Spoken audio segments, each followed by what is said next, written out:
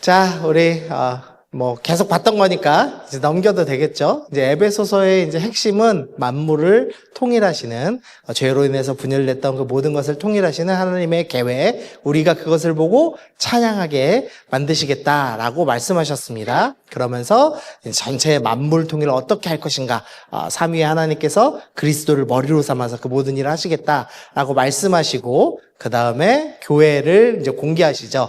허물과 죄로 죽었던 우리를 또 이방인과 유대인의 갈라진 막힌 담을 주님께서 허무시고 교회를 세우셨고, 그것을 이제 온 우주에 공개하시는 스토리가 3장에 나왔습니다. 그리고 나서 그러면 이제 교회의 일원인 우리는 어떤 삶을 살아야 합니까? 5가지의 행하라라는 이제 단어를 가지고 설명을 하는데, 부르심에 합당하게 행하라 라고 하면서 쭉 이제 우리가 그 원칙에 대해서 특별히 이제 공동체적으로 또 개인적으로 어떻게 적용할 것인가, 그리고 우리가 지난주에는 관계적으로 어떻게 적용을 하고 이 관계를 통해서 우리가 어떻게 성령 충만한 삶을 살 수 있는가에 대해서 우리가 함께 이제 나누었습니다. 이제 에베소서 전체 그림이 좀 그려지시나요? 네, 좋습니다. 자, 그리고 이제 오늘 드디어 끝으로가 나왔습니다. 너무 행복해요. 네, 사도 바울이 끝으로 하면서 마지막 당부를 합니다. 근데 마지막 당부가 이제 크게는 이제 3가지로 얘기할 수 있습니다. 하나는 너희가 강건하여져야 된다. 두 번째는 전신갑주를 입어야 된다. 그 모든 일은 서기 위함이다 라는 3가지의 단어로 설명을 하고 있습니다. 그래서 오늘 이 3가지를 가지고 함께 좀 살펴보도록 하겠습니다. 먼저 강건하여지고 라고 되어 있습니다. 이 맨 밑에 말씀, 우리 6장 10절 말씀만 한번 읽어보겠습니다. 시작! 끝으로 너희가 주 안에서와 그의 힘의 능력으로 강건하여지고, 뭘로 강건해지죠? 힘의 능력으로. 누구의 힘? 하나님의 힘으로 강건해진다라고 이야기하겠죠. 근데 이 말은 처음 나온 단어가 아닙니다. 1장 19절에서 힘의 위력, 똑같은 단어예요. 힘의 능력으로 하나님의 그 힘의 능력에 대해서 설명하고, 중간에 3장에서도 그 능력으로 강건하여진다. 그리고 6장 10절에서도 능력으로 강건하여진다라는 말씀을 반복하면서 설명을 하고 있습니다. 특별히 1장 19절에서 힘의 능력으로 강건하여지고, 그 다음에 6장 10절에서도 또 힘의 능력으로 강건하여지고가 반복되면서 이 싸움은, 에베소서에서 이 사도 바울 선생님이 우리에게 설명하는 것은 너희 힘으로 하는 것이 아니라 하나님의 힘으로 하는 것이다 라는 것을 분명하게 우리에게 밝혀주고 있습니다.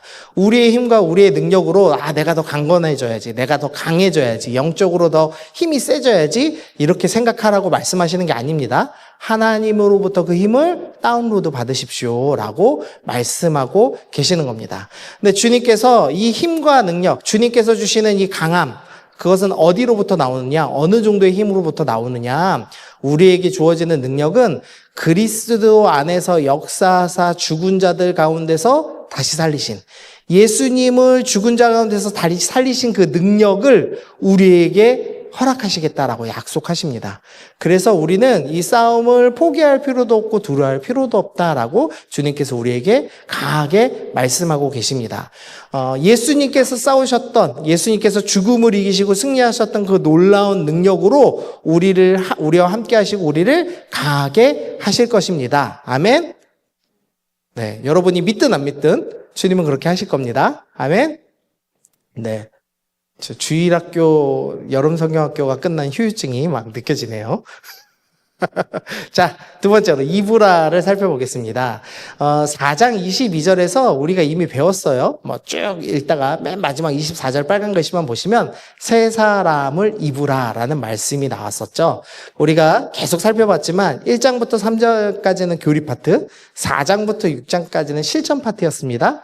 근데 그 실전 파트의 시작과 끝을 이브라로 지금 앞뒤를 묶고 있습니다. 그러니까 사도 바울 선생님이 하고 싶던 말, 아까 1장과 6장을 강건하여져라, 하나님의 능력으로 강건해질 거야, 강해질 거야 라는 말씀을 넣었다면, 실전 파트의 앞뒤로는 입으라라는 단어로 지금 넣고 있다는 것을 알 수가 있죠. 그래서 우리가 보통 이 전신갑주 말씀을 보면은요, 와, 전신갑주 단어도 좀 명확하게 들리고, 이렇게 뭔가, 신기한 게 좀 있잖아요. 구원의 투구, 성령의 검, 이런 걸 어떻게 하면 들 수 있을까? 이렇게 생각하기 쉽지만, 사실은 이미 앞에서 계속 설명했던 새 사람을 입는 방법에 대한 설명을 충분히 하셨죠. 그 설명에 대한 반복입니다, 사실은. 그래서 특별하게 뭘 더 배울 필요가 없어요. 근데 여러분에게 기억하기 좋으라고 사도 바울 선생님이 그림 한 장으로 지금 설명을 해주고 계시는 거죠. 근데 우리가 생각할 때는 이 전신갑주가 로마 군병을 생각하기가 참 쉽습니다.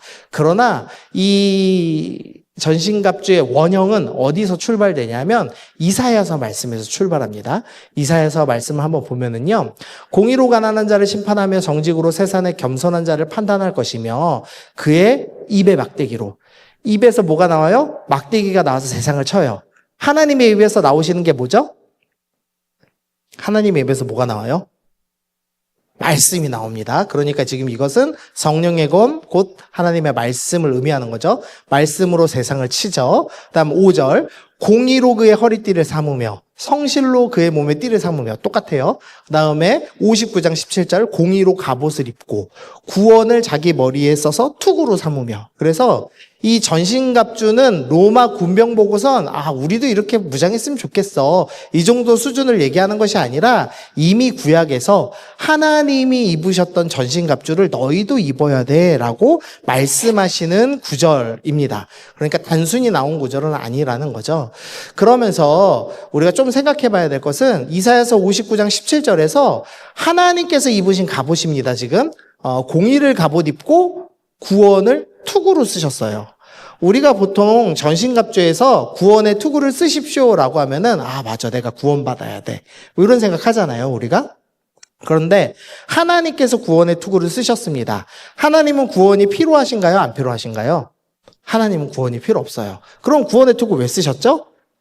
내가 구원자야라는 자기의 신분을 드러내시는 겁니다. 딱 왜 장군들은 머리 모양이 다르잖아요. 그러니까 하나님이 나는 구원자야 하는 그 투구를 딱 멋있게 지휘관 모자를 쓰셨다라고 생각하면 됩니다. 그런데 주님께서 오늘 우리에게 뭐라고 명령하시냐? 너희도 나의 전신갑주를 입어라 라고 말씀하시는 거예요.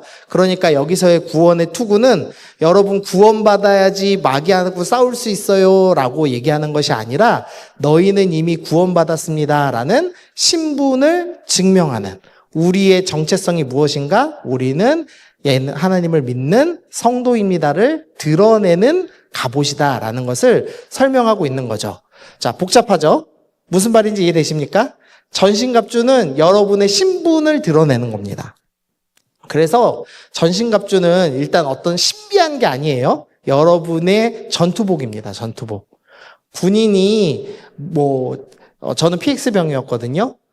PX에서 물건을 팔 때 무슨 옷을 입고 팔았을까요? 군대에서.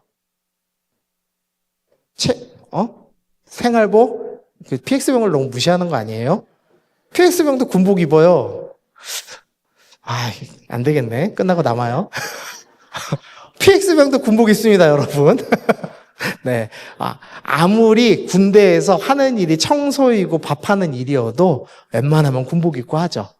그러니까 이 여기서의 지금 전신갑주는 네가 어떤 신분인지 기억해라고 하는 겁니다. 그래서 너가 기도를 많이 하고 찬양을 많이 해서 특별한 전신갑주를 입어라. 그래서 우리 회장님은 구원의 투구를 쓰셨고요. 우리 총무님은 의의 흉갑을 입었고요. 뭐 이런 거 아니고 우리 모두가 하나님의 전신갑주를 입었다. 우리는 모두 하나님의 것을 함께 입고 하나님을 닮아가는 사람이다 라고 설명하고 있는 겁니다. 그래서 전신갑주를 너무 신비하게 보실 필요는 없어요. 이해되셨죠? 그러나 또 설명 안 하면 조금 서운하니까 짧게 좀 설명을 하겠습니다. 먼저는 진리의 허리띠를 떼어라 라고 말씀하고 있습니다. 근데요, 우리말로 진리라고 번역이 되어 있는데, 사실은 원어로는 성실로도 해석이 가능하고, 진실로도 해석이 가능합니다.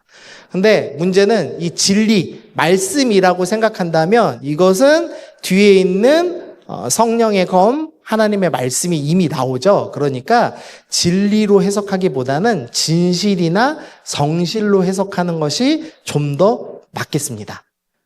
또 왜냐하면 이사야서 11장 5절에 이미 원형이 된 말씀에서도 성실로 그의 몸에 띠를 삼으라 라고 분명히 말씀하셨기 때문에 여기는 진리의 허리띠보다는 진실의 허리띠라고 보시면 되겠습니다. 이 지금 전신갑주는 앞에 있는 것의 복습이라고 했죠. 그래서 우리가 이미 5장 9절에서 빛의 열매는 모든 착함과 의로움과 진실함에 있다라고 하면서 우리 성도들은 진실함을 갖춰야 된다라고 분명히 말씀을 하는 것을 우리가 배웠습니다. 엄밀하게는 허리띠는 이 갑옷에 속하진 않아요. 사실은 이 과거에는 이렇게 맞춤 옷이라는 게 없죠. 그래서 그냥 치렁치렁 이렇게 늘어지는 옷이었습니다. 모든 옷이. 그래서 치렁치렁 늘어지는 이 긴 옷을 쪼맬 수 있는 끈이었습니다. 그러니까 이제 뭔가 보호할 수 있는 건 아니에요. 적이 칼을 이렇게 하면은 지금처럼 이렇게 좋은 협 띄어가지고 딱 칼을 막아주고 이런 게 아니라 그냥 찔리면 푹 들어가는 그냥 띠에 불과하죠. 그렇지만 실제로 전투가 시작되면은 이 허리띠가 없는 사람들은 긴 옷 때문에 이렇게 밟혀서 넘어졌답니다. 그래서 전쟁을 수행할 수가 없었다고 해요.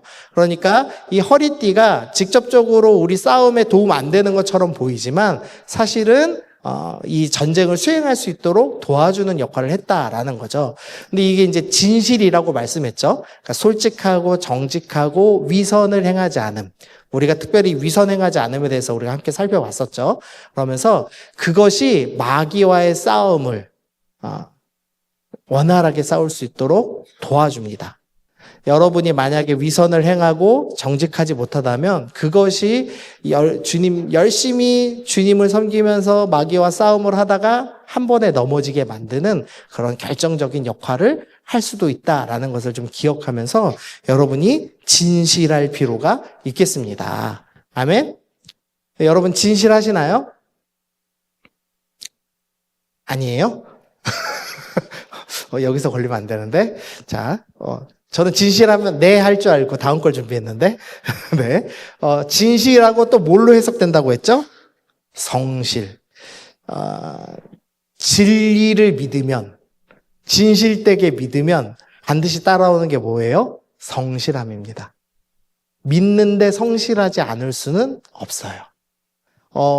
제가 생각해 보시죠. 저는 이제 이은정이란 자매를 사랑해요. 맞죠? 우리 집사람을 사랑한다고 하면서 집사람과 데이트하는 일에 소홀하고 귀찮아하면은 사랑하는 거예요? 안 사랑하는 거예요? 안 사랑하는 거예요. 우리 자매님들, 형제들이 자꾸 만나는 걸 미루잖아요. 그놈은 딴맘이 생긴 겁니다. 맞죠? 100%. 만나고 싶은 게 정상이에요. 제가 연애 때 얘기해드렸나요? 제가 23살에 저희 집사람을 만났어요. 제주도에서 가정상담학교 하면서 처음 만났거든요. 이제 두 번째, 제 DTS 다음 스쿨로 만나가지고, 제주도에서 연애를 시작하고, 이제 집사람이 과감하게, 사랑하는 사람을 위해서 인천으로, 부산 살던 여자가 인천으로 올라와서 자취를 시작했습니다. 후배랑. 근데 이제 문제는 저는 여전히 선교단체에 있던 학생이었다는 거죠. 그리고 저는 그걸 포기할 생각이 전혀 없었습니다. 그래서 원래는 발렌티어 간사를 하려고 했는데 학교에서 공식적으로 요청이 왔어요. 대표 리더를 해달라. 그래서 저희는 연애가 금지였거든요. 그래서 저는 연애해서 안 됩니다. 그랬더니 연애를 해도 좋으니 해주십시오라고 공식적으로 요청이 왔습니다. 그래가지고 이제 시작을 했어요. 그럼 어떻게 하냐? 아침 8시에 묵상 리더기 때문에 8시까지 가서 묵상을 해야 되는 거죠. 그래서 월요일은 리더 모임, 화요일은 캠퍼스 예배, 수요일은 캠퍼스 리더 모임, 목요일은 서울 전체 모임, 이제 그런 식으로 이제 진행이 됩니다. 밤 시간이 없죠. 그럼 어떻게 우리 자매를 만났을까요? 여러분이 사랑하는 자매를 지훈 형제님 만났어요. 형제님이 맨날 이렇게 밤에 일정이 있는 리더입니다. 언제 자매를 만나시겠습니까? 물론 금요일은 금요철이라 토요일 주일은 교회를 섬겨야 됩니다. 일정을 다시 말씀드릴까? 일정 끝나고 만나러 가? 10시 넘어서 11시 돼서?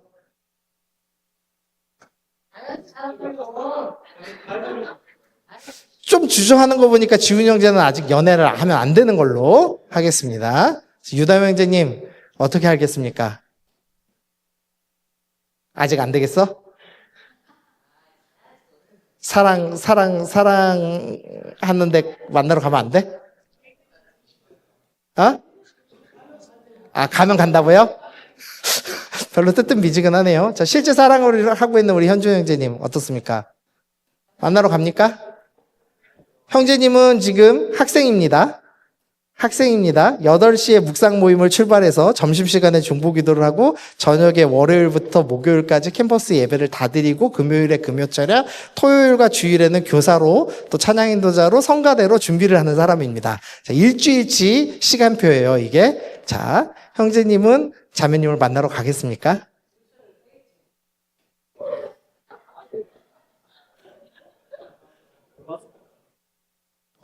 월화수목 중에.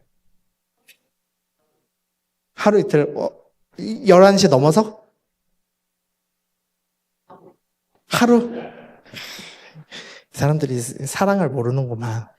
저는 하루도 안 빠지고 갔습니다. 11시 넘어서. 3분 봐도. 가서 얼굴 보고, 안녕하고, 돌아오고. 네. 사랑은 그런 거예요, 여러분. 사랑을 모르네, 형제들이. 슬프네. 네. 사랑은 성실합니다.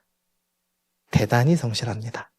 그런데 주님을 사랑하면, 주님을 정말 진리로 믿으면 성실할 수밖에 없죠. 그래서 여러분이 입는 전신갑주 중에 하나는 성실이라는 것을 좀 기억하시면 좋겠어요. 자, 두 번째 전신갑주는 의의 호심경. 요 가슴팍부터 등짝까지 보호하는 이 상의에 입는 이 갑옷을 의미합니다. 근데 이미 이제 말씀에서 계속 의로움에 대해서 나왔어요. 하나님을 따라 의를 입어라. 빛의 열매는 의로움에 있다라고 얘기했습니다. 이 고대인들은 심장이나 창자가 감정과 양심의 자리로 보았거든요. 그래서 우리가 의로운 행위를 할 때, 우리가 하나님 앞에서 정의롭게 살려고 애쓰는 것, 그 삶이 우리의 마음을 지켜낼 수 있다라고 권면을 하였습니다. 여러분이 의롭게 살지 않으면 마귀가 꼭 우리를 양심으로 찔러요. 정죄합니다. 그래서 너희가 그러지 말아라 라고 권면합니다. 세 번째로 평안의 복음이 준비된 신. 그러니까 복음의 신이에요. 복음의 신. 근데 복음은 평안을 만들죠. 우리가 이미 배웠지만 2장 14절에서 그는 우리의 화평이신지라 둘로 하나를 만드셨어요. 허물과 죄로 죽었던 우리와 하나님의 관계를 하나로 만드시고 이방인과 유대인 사이를 하나로 만드셔서 화평하게 만들어내셨죠. 그래서 복음, 예수님께서 나리에 죽으시고 부활하시고 우리를 새롭게 하셨다는 그 사실은 반드시 평안함을 누리게 합니다. 내가 지금 이 땅에서 고난을 조금 겪고 있을지라도 주님께서 나리에 죽으시고 부활하셨기 때문에, 그래서 우리를 영원한 하나님 나라로 인도하신다라는 확실한 소망이 있기 때문에 우리는 고난 중에도 평안을 누리게 되죠. 자, 이것도 쉬우니까 넘어가요. 자, 그 다음에 믿음의 방패입니다. 믿음에 관해서도 3장 16절 17절에서 믿음으로 말미암아 그리스도께서 너희 안에 계셨다라고 하면서 믿음에 대해서도 설명을 했습니다. 근데 이 믿음의 방패에서요, 조금 독특한 것은 이로써 능히 악한 자의 모든 불화살을 소멸하고라는 게 있죠. 이 불화살이 뭐냐, 이 마귀가 쏘는 불화살이 뭘까, 이거에 대해서도 막 주석가들이 여러 추측을 해놨지만 그래서 적어놨어요. 거짓 죄의심, 죄의식, 의심, 반역, 두려움, 탐심에서 수십 가지를 막 나열합니다. 그러니까 마귀가 우리한테 주는 모든 악한 것을 그냥 불화살이라는 이미지로 지금 설명을 한 거죠. 그런데 우리가 하나님을 향한 든든한 믿음을 갖고 있으면 우리가 그 공곡에서 흔들리지 않게 될 것입니다 라고 성경이 우리 가운데 설명을 합니다. 자, 그 다음에 이제 구원의 투구는 아까 말씀드렸어요. 네, 정체성. 그래서 죄의 유혹이 다가올 때마다 나는 구원받은 성도야. 이것을 끊임없이 기억하면서 내 머리에 있는 생각을 보호하는 거. 그리고 마지막 우리가 잘 아는 성령의 검, 곧 하나님의 말씀을 가져라. 우리가 말씀에 대해서는 하도 자주 주제를 삼으니까 이렇게 넘어갈게요. 지금 이렇게 짧게 다루는 이유는 여러분이 이것을 신비한 것으로 받아들이지 말라는 겁니다. 우리가 이미 배웠고 실천하려고 애쓰고 있는 영역들이에요. 근데 그것을 사도 바울 선생님이 이미지화해서 너희가 이 모든 것을 입는 거야 라고 지금 설명하시고 복습하신다 정도로만 이해하시면 좋겠습니다. 근데 중요한 건 이것은 어떻게 입느냐. 우리 18절은 한번 읽어보겠습니다. 시작. 모든 기도와 간구를 하되 항상 성령 안에서 기도하고 이를 위하여 깨어 구하기를 항상 힘쓰고 여러 성도들을 위하여 구하라. 전신갑주는 어떻게 입냐면요. 기도를 통하여 입습니다. 구원에 관해서 많이 배워요. 그럼 구원의 투구가 써지는 거고, 내가 믿습니다, 100번 반복하면 믿음의 방패가 생기는 거고, 그게 아니고, 기도하면서 하나님을 만나면서, 하나님을 닮아가면서 하나님의 전신갑주를 입는다라고 말씀합니다. 그러니까, 기도하지 않는 성도는요, 전투복을 입지 못하는 성도입니다. 전투복을 입지 못하면 싸우지 못하는 사람입니다. 그래서 여러분들이 예수님을 잘 믿는다고 하면서 기도를 안 한다. 정기적인 기도의 시간이 없다. 나는 오직 밥 먹을 때만 전투복을 입는다. 그러면은 이제 여러분은 싸울 수 없는 성도입니다. 관심 병사라고 들어보셨습니까? 군대에는 관심 병사가 있어요. 얘를 군대에다 내보내면은 분명히 뒤통수에다 대고 우리를 쏠 거다 하는 그런 애들은 총을 주지 않고, 밥도 이렇게 걔네끼리 모여서 먹게 하고 이런 게 있습니다. 여러분이, 주님 나라의 관심병사일 수도 있습니다. 전투복도 안 입고 돌아다니는. 그런 병사 본 적 있어요? 저는 군대 때 한 명 봤어요, 한 명. 3스타 배장군이라고. 유명한 친구가 있었습니다. 왜 3스타냐? 영창을 3번 다녀왔어요. 왜 다녀왔냐? 처음 이제 군장을 쌌습니다. 군장이 뭐냐면요. 가방. 배낭에다가 모모를 넣어서 전쟁 나갈 때 이렇게 싸야 돼를 이 말년 병장이 알려줬어요. 착한 병장이. 그런데 걔가 싸다가 그거를 내다 던지면서 싫어! 나는 하기 싫단 말이야! 이랬어요. 리얼. 그래서 그 병장이 말년에 하혈을 했어요. 여자 아니고 남자인데 스트레스를 받아서 하혈을 해가지고 그 군종병이 저한테 찾아와서 상담을 받았어요. 어떻게 하면 좋겠냐고. 그래가지고 제가 그 병사를 데리고 밥을 먹으러 한 3개월을 다녔어야 했습니다. 네. 어쨌든 그랬는데 여러분이 그런 관심병사일 수도 있어요. 전투복도 안 입고 돌아다니는. 네. 그러지 않죠, 여러분? 배장군만 생각하면 안 돼요. 자, 배장군은 잊어버리시고. 자, 여러분. 네. 내가 전투복을 입고 있는가를 생각하셔야 됩니다. 그리고 저기에 제가 강조 안 해서 놨지만 마지막 구절 보시면요. 여러 성도들을 위하여 구하라 라고 돼 있죠. 기도는 내 기도만 하는 게 아니고요. 공동체. 함께하는 기도를 의미하고 있습니다. 요거는 조금 더 살펴볼게요. 자, 설화에 대해서 살펴보겠습니다. 자, 6장 12절 우리의 씨름은 혈과 육을 상대하는 것이 아닙니다 라고 하면서 말씀이 시작됩니다. 전신갑주는 지금까지의 권면을 이미지할 수 있어요. 그런데 문제는 개인화합니다. 자꾸 내가 구원의 투구를 입었나? 내가 성령의 검을 들었나? 이렇게 착각하기 쉬운데요. 이 싸움은요. 나의 싸움이 아니고요. 우리의 싸움이에요. 지금 계속 뭘 설명하고 있어요? 교회의 일원으로서 공동체로 어떻게 교회를 세우지를 배웠잖아요. 그래서 전신갑주도 내가 입는 게 아니고요. 싸움도 내가 하는 게 아니고 우리가 하는 겁니다. 기도도 내가 하는 게 아니고 우리가 하는 거다라는 것을 계속해서 강조를 하고 있는 겁니다. 그래서 전신갑주도 너희죠. 너의가 아니라 너희. 우리가 함께 입는 것이 전신갑주다라고 표현하는 겁니다. 그래서 우리가 점검해야 될 게 이겁니다. 우리 공동체는 진실한 허리띠, 성실한 허리띠. 우리는 위선 없는 진실한 공동체인가? 우리 공동체는 성실한 공동체인가? 우리 공동체는 의로움을 실천하고 있는가? 우리는 복음을 반복하여 기억하고 평안을 얻고 있는가? 우리는 주님을 향한 믿음을 가진 그런 청년부인가? 우리는 구원받은 성도라는 정체성을 되새기는 그런 청년부인가? 우리 청년부는 말씀 중심의 청년부인가? 이것에 대해서 고민해야 됩니다. 오늘 이제 설교가 끝나고 나눔을 할 때 여러분에게 이걸 놓고 서로 질문해 보게 하려고 해요. 한 두세 명이 모여서 내가가 아닙니다. 우리 공동체는 이런 공동체인가? 그리고 우리 공동체가 이게 안 되고 있다면 어떻게 해야 하는가에 대해서 생각을 좀 해보려고 해요.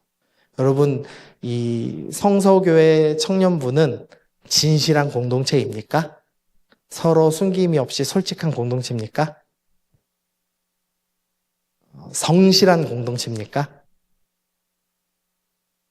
처음부터 통과를 못하면 안 되는데. 네. 네. 뭐 다양한 거죠. 해석하기 나름이에요. 진리에 대한 성실함일 수도 있고,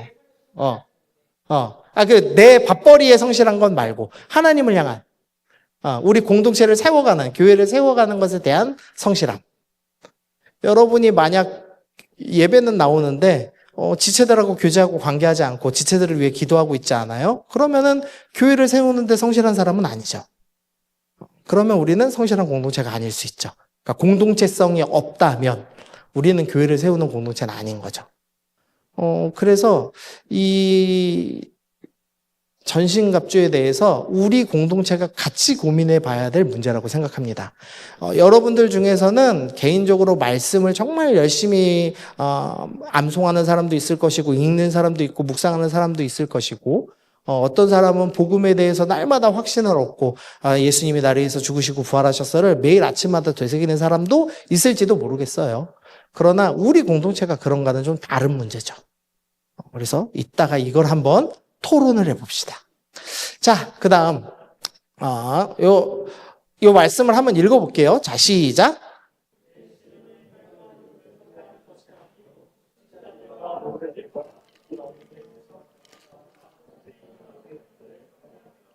네.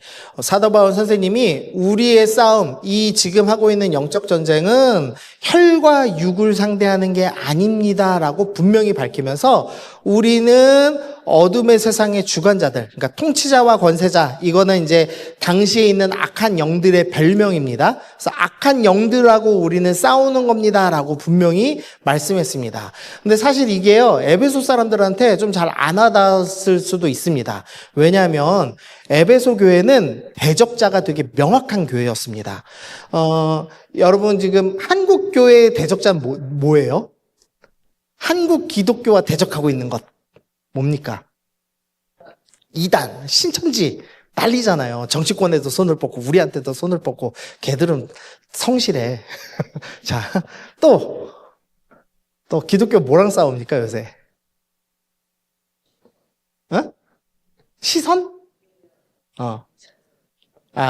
믿지 않는 자들에게 정죄, 판단함, 그런 것도 싸우고 있고, 또, 동성애, 그렇죠. 동성애랑 싸우고, 또, 요새 조금 시들해졌는데 이슬람하고도 엄청, 이슬람 반대 문명 막 그런 거 했었잖아요. 그런 것도 엄청 싸우고, 우리가 이제 한국교회 대적자들이라고 생각하는 것들이 있죠. 근데 그것처럼 에베소도 명확한 혈과 육의 대적자들이 있었어요. 잠깐 이제 사도행전 19장을 좀 살펴보면 에베소는 조금 영적으로 이렇게 많이 이렇게 악한 동네였습니다. 그래서 어떤 일이 있었냐? 유대의 한 제사장 스게와의 7 아들 이야기가 나오는데요. 뭐냐면 이 7 아들이 다 퇴마사예요. 쉽게 말하면. 그래서 악귀를 쫓으려고 하는데 예수님의 이름으로 악귀를 쫓으려고 하니까 악귀가 내가 예수도 않고 바울도 아는데 넌 누구냐 하면서 악귀 들린 자가 오히려 7 아들을 이기는 그런 스토리가 나와요. 그 정도로 에베소에는 악귀 들린 사람이 많았어요. 그러니까 누가 봐도 귀신 들린 사람이 있었습니다. 그리고 두 번째로 마술을 행하는 일이 많았습니다. 나중에 사도 바울 선생님의 말씀을 듣고 어떤 일이 일어나냐면 마술을 행하던 많은 사람이 그 책을 모아가지고 와서 모든 사람 앞에서 불살랐습니다. 그러니까 교회에 오면서 야, 마술행하는 건 악한 거야. 그거 버려야 돼. 사도 바울 선생님이 설교를 하고 책을 모았습니다. 그랬더니 그게 책값이 얼마냐? 은 5만. 은 5만이 얼마냐면은요. 은 하나가 하루 일당입니다. 그래서 하루 일당을 10만 원으로 계산하면 50억 원어치입니다. 저게. 마술책 50억 원어치를 모아놓고 불살랐어요. 그러면은 안 믿는 사람은 더 많았을 거 아니에요. 맞죠? 그러니까 에베소는 마술을 행하는 일. 그냥 단순히 뭐 이렇게 이제 우리가 알고 있는 초등학교 마술 얘기하는 거 아닙니다. 진짜로 주술을 얘기하는 겁니다. 좀 예화를 한번 들어볼까요? 제가 인도네시아에 2002년도에 선교를 갔어요. 지금은 어떤지 모르겠어요. 이제 20년이 지났으니까. 2002년도 인도네시아 선교를 가서 거기 뉴스에 무슨 뉴스가 나왔냐면요. 7명의 태아를 죽여서 마술의 힘을 얻으려고 했던 주술사가 6명째를 살인하고 체포되었습니다. 이게 뉴스였어요. 인도네시아에 나오는 뉴스. 뭔 말인지 이해되세요? 마술을 한다는 게 그런 의미. 이게 2000년도에. 우리나라는 좀 이제 문화가 이제 발전하면서 사탄이 그런 전략을 쓰지 않지만 여전히 세계에는 그런 주술에 대한 이야기가 많죠. 근데 에베소는 그런 동네였습니다. 그리고 세 번째로 데메드리오라고 하는 이 은장색이라는 사람이 등장해요. 직업이 은장색인데 쉽게 말하면 은으로 우상을 제조하는 제조업자입니다. 근데 이 데메드리오라는 이 사람이 여러 우상 제조업자들 모아서 뭐라고 얘기하냐면, 야, 바울이 우상 숭배하지 말라고 그래서 우리 생계가 어려워졌다.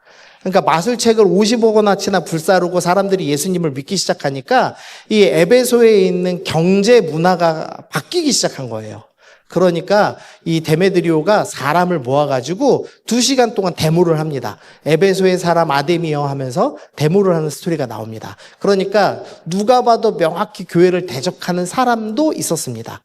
그러니까 에베소 교회는 혈과 육, 대적자가 명확히 보이죠. 귀신 들린 사람이 있고 마술을 행하는 사람들이 있고 우상을 제조하는 사람들, 그 사람들이 경제적으로 정치적으로 교회를 압박하는 사람들이었습니다. 근데 그럼에도 불구하고 사도 바울 선생님은 우리의 싸움은 혈과 육이 아니야 라고 이야기했다는 겁니다. 아까 우리가 얘기했지만 교회에 대적자들이 있어요. 한국교회 대적자 하면은 우리 여러분이 말씀하신 것처럼 동성애, 퀴어 집회, 그거에 기독교가 열심히 가서 맞불 집회한다, 뭐 예배 드린다 이런 거 하고요. 밑에 잘 안 보이시겠지만 이슬람 반대 운동. 그리고 이쪽에는 우리 여자분이 뭐라고 하고 있어요? 좌파는 동성혼 젠더 이념을 지지한다 하면서 기독교를 정치화합니다.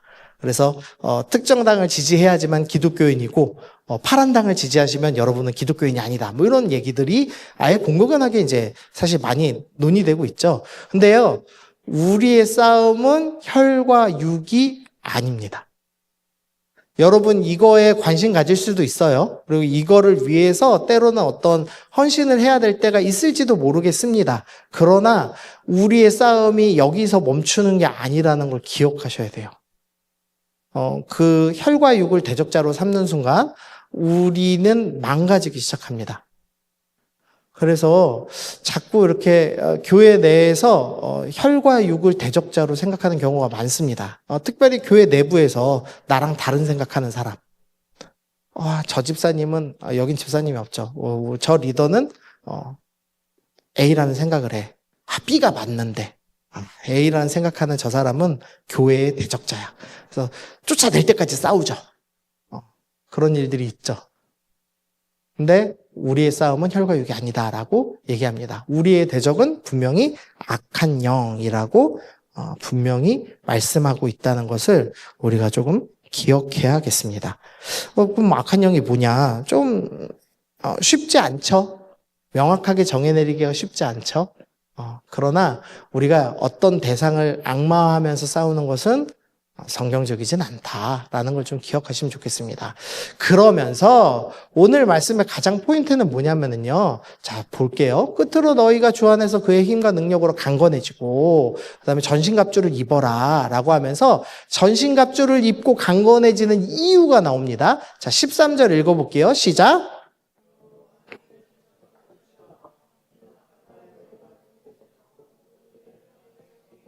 네. 강건해지고 전신갑주를 입는 이유는 뭐죠? 서기 위함입니다.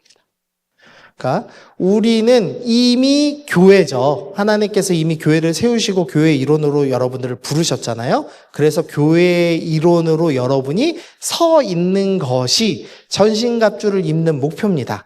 그래서 여러분이 개인적으로 말씀 많이 보고 전신갑주 입은 것처럼 서 있는 게 중요한 게 아니고요. 하나님이 세우신 교회가 돼서 버티는 것이 포인트입니다. 그래서 에베소서는 여러분에게 버텨라라고 권면하고 있는 겁니다. 여러분, 교회 생활하는 거 힘들잖아요. 예수 믿는 거 쉽지 않고요. 예수님은 믿어도 이 교회를 지켜내는 건 쉽지 않아요. 또 다른 문제인 것 같아요. 이 교회에 버티고 있으려면은 청년부만 하기도 힘든데 주일학교에 착출되고 유치부에 착출되고 이번 주 목요일에 또 중고등부에 착출될 거잖아요, 여러분. 네. 그리고 다음 주에 9일 주일학교 온 가족 예배가 또 있어요. 거기에 또 착출되실 분도 분명히 있을 거예요. 맞죠? 네. 그리고 이제 우리 수련회까지 갔다 오시면 넉다운이 될 거잖아요. 근데 이 못된 목사가 또 9월부터 훈련한다고 막 또 폴링할 거란 말이에요. 네. 참 어려워요. 근데 주님께서 버티라고 말씀하세요. 버티라고. 여러분이 교회를 세워가는데 일원으로서 버텨야 됩니다. 그리고 여러분은 특별히 군인으로서 함께 서야 됩니다. 예배를 드리는 것, 교회 당에 나와서 엉덩이를 앉는 것이 여러분의 목표가 아님을 분명히 기억해 주세요. 아멘. 여러분의 목표는 군사로서 싸우며 버티는 일을 하는 것입니다.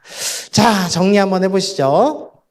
자, 적용해 보겠습니다. 이제 에베소서 전체 마무리. 자, 삼위의 하나님께서 모든 만물을 통일하기로 결정하셨어요. 그래서 우리 주 예수 그리스도의 아버지께서 그러니까 삼위의 하나님 모든 일을 하시면서 예수님을 만물 위의 교회로 머리로 세우셨다는 그 놀라운 만물 통일의 계획을 보여주셨습니다. 그리고 나서 교회를 세우시죠. 허물과제로 죽었던 우리를 하나님과 우리 사이의 화평을, 그다음에 이방인과 유대인 사이를 둘로 하나로 만드시면서 화평하게 하시면서 교회를 세우셨습니다. 그리고 나서 우리가 3장에서 좀 어물쩍 넘어갔는데 3장의 메인 스토리는 뭐였냐? 이는 이제 교회로 말미암아 하늘에 있는 통치자들과 권세들에게 하나님의 각종 지혜를 알게 하려 하심이라. 하나님께서 이 교회 세우심, 이 지혜, 하나님의 계획을 이 악한 영들한테서 공개했습니다. 야, 내 계획은 뭔지 알아? 교회를 통해서 만물을 통일시키는 거야. 너네랑 싸울 거야. 라고 선언하셨습니다. 그래서 교회의 일원인 우리는 어떻게 이 통치자들과 권세자들에게 싸우면서 이 교회를 세우고 버틸 수 있는가? 그것에 대한 스토리가 쭉 이제 나온 거죠. 메인 스토리는 지금 이거라는 거예요. 오늘 배운 게 메인 스토리예요. 그래서 우리는 이 통치자들과 권세와 이 세상의 이 어둠의 세상의 주관자들과 하늘에 있는 악한 영들을 상대하면서 서 있는 것, 버티는 것이 우리의 메인 스토리다라는 것을 우리가 배웠습니다. 그러면서 구원받은 하나님의 자녀, 그걸 금수저라고 표현했었죠. 우리는 부르심의 소망을 알고 그 사랑을 알아서 부르심에 합당하게 행하면서 성령 충만하여서 새 사람이 되어서 버티고 서야 합니다. 그러면서 오늘 어떻게 서야 합니까? 하나님이 주신 강함을 받고 우리가 함께 일어나서 기도로 전신갑주를 입고 혈과 육에 현혹되지 말고 든든하게 서서 하나님을 온전히 알아가야 됩니다. 이렇게 에베소서가 우리 가운데 권면하고 있습니다. 아멘. 이제 머릿속에 들어오시죠? 자, 그러면 이제 머릿속에 들어온 게 중요한 게 아니라 이제 오늘의 우리의 목표. 우리 공동체는 그럼 어떻게 전신갑주를 입을 것인가? 우리 아까 페이지 제가 다시 열어드릴게요. 우리 교제를 하는데 2명도 좋고 3명도 좋습니다. 근데 좀 마음 맞는 사람들끼리 모여서 이 중에 하나만 질문하셔도 좋고요. 이거 전체를 놓고 야, 나는 우리 공동체에 아직 이게 잘 안 되는 것 같은데 이거 어떻게 하면 좋을까 얘기해 보셔도 좋을 것 같아요. 수다 떠는 시간 아닙니다. 네, 진짜로 한번 우리 청년부는 어떻게 하면 전신갑주를 입을 수 있는가를 우리 10분 정도 함께 나눠보면 좋겠어요.